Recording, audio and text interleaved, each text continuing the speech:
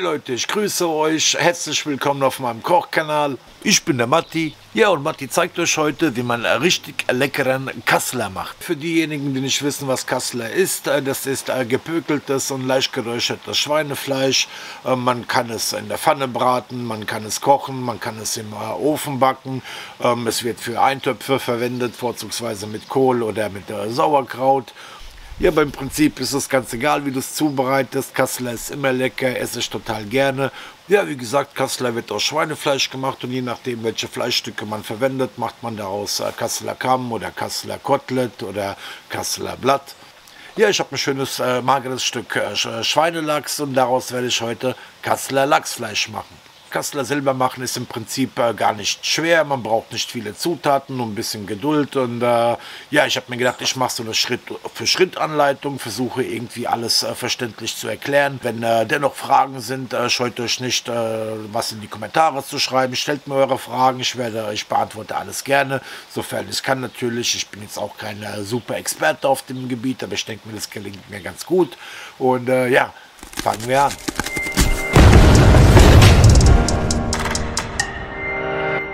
Ja, der erste Schritt, den wir jetzt machen müssen, wir setzen eine Pökellake an aus Wasser und Nitritpökelsalz. Zu dem Zweck habe ich hier so eine Pökelbox. Im Prinzip ist das nichts anderes als eine 12 Liter Plastikbox mit Deckel. Ihr könnt natürlich auch einen Eimer nehmen oder ein anderes Gefäß. Ja, die Hauptsache ist, die Pökellake umgibt das Fleisch und das Nitritpökelsalz kann schön einziehen und der Umrötungsprozess findet statt. Ja, und für die Pökellake, wie gesagt, ich habe hier 4 Liter Wasser. Pro Liter Wasser nehmt ihr 90 Gramm Pökelsalz. Ja, das heißt, das erste, was ich jetzt machen werde, ich wiege Pökelsalz ab und bei 4 Liter Wasser brauche ich 360 Gramm davon.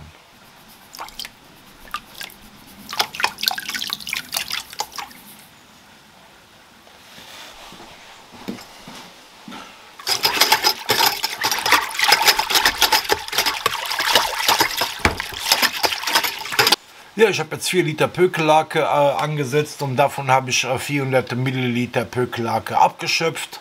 Und ja, warum das?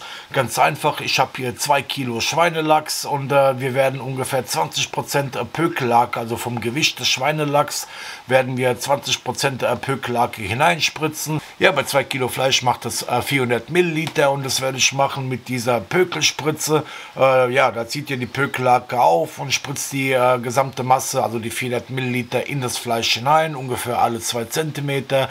Und ja, was passiert dann? Das Wasser läuft nach und nach hinaus und das Pökelsalz bleibt drin. Ja, das beschleunigt das Ganze, den ganzen Pökelvorgang. Das Fleisch kriegt eine bessere Farbe, der Umrötungsprozess wird beschleunigt, der ganze Pökelvorgang wird beschleunigt und ja, dann pimpen wir das mal auf.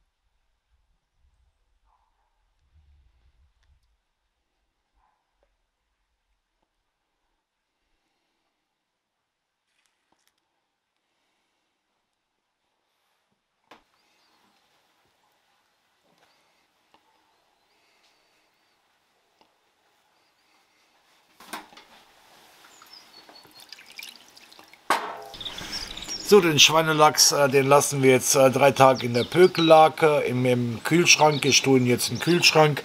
Ja, manche pökeln nur einen Tag, finde ich persönlich nicht so gut. Also 3 Tage sollten schon sein und damit das Ganze schön durchziehen kann, damit der Salzgehalt sich schön verteilen kann im Fleisch. Ja, wie gesagt, erstmal 3 Tage pökeln und dann geht's weiter.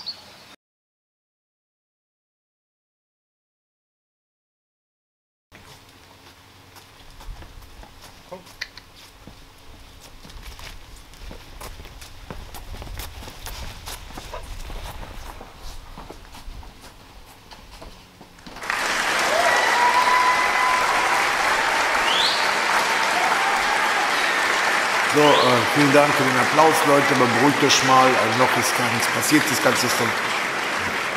Ich habe gerade mal das Fleisch gepökelt und zwar nicht 3 Tage, wie ich es ursprünglich vorhatte, sondern 5 Tage. Das macht dem Fleisch nichts, ihr könnt es nicht übersalzen. Ja, das liegt einfach daran, zwischendurch muss ich auch mal arbeiten, Geld verdienen. Ich mache das hier nicht Vollzeit, dazu müssten noch viel, viel mehr Leute den Kanal abonnieren. Ja, deswegen Leute, abonniert den Kanal. Ich will Deutschlands Kochkanal Nummer 1 werden oder mehr und dann kann ich jeden Tag Kochvideos machen. Ja Leute, der Pökelvorgang ist jetzt abgeschlossen, 5 Tage und ja, wie ihr seht, das Fleisch hat eine festere Konsistenz bekommen, das kommt durch das Salz. Was wir jetzt machen werden, ist, wir werden das Fleisch wässern. Dazu habe ich einen großen Bottich mit frischem, klaren Wasser vorbereitet. Da lege ich den Schweinelachs jetzt hinein, da bleibt er eine Stunde, dann werde ich das Wasser austauschen, nochmal frisches, klares Wasser rein, nochmal eine Stunde wässern. Ja, warum wässern? Ganz einfach aus dem Grund, würde man es nicht machen, dann würde das Ganze einfach nur wie ein Salzklumpen schmecken. Das Wässern ist notwendig, damit der überschüssiges Salz hinausgeschwemmt wird, damit der Salzgehalt sich darin reguliert. Ja, und nach dem Wässern starten wir dann den ersten Räuchervorgang.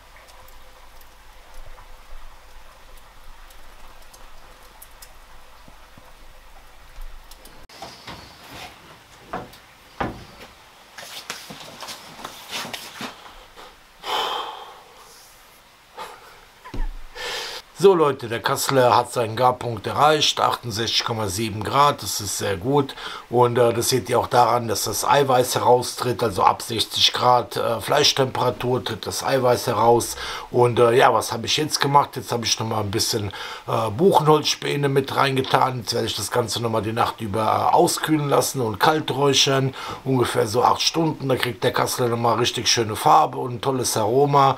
Ja, ich bin total gespannt, wie es schmeckt und ich bin total aufgeregt und ja, wie das von innen aussieht und ja, dann lassen wir uns mal überraschen.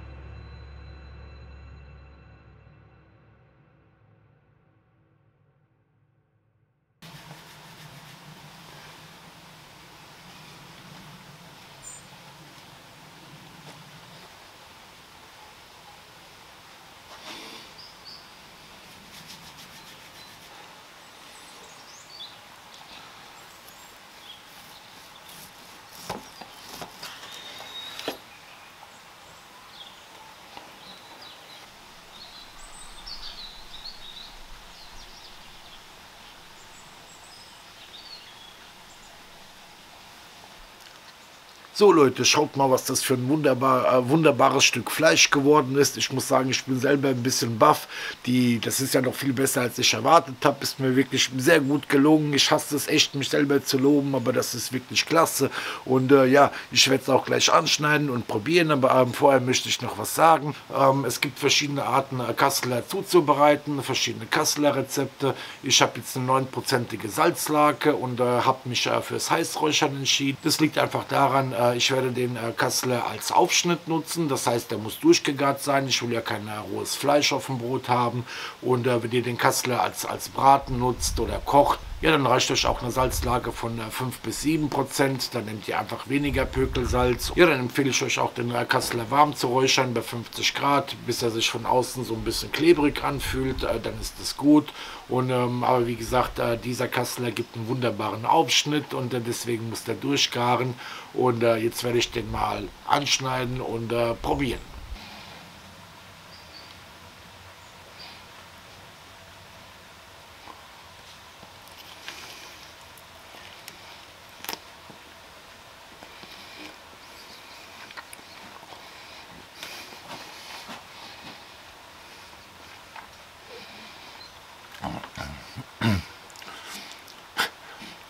Leute, das ist der absolute Knüller. Ich habe noch nie so gutes Kasseler gegessen. Glaubt mir, ich habe Unmengen gegessen. Der absolute Knüller. Ich kann euch wirklich nur empfehlen, das genau so nachzumachen, Schritt für Schritt. Also wenn ihr die Möglichkeit habt, das so nachzumachen, wie ihr seht, es ist kein großes Ding, macht's und ihr kauft keinen Kasseler mehr. Das garantiere ich euch, der Oberhammer.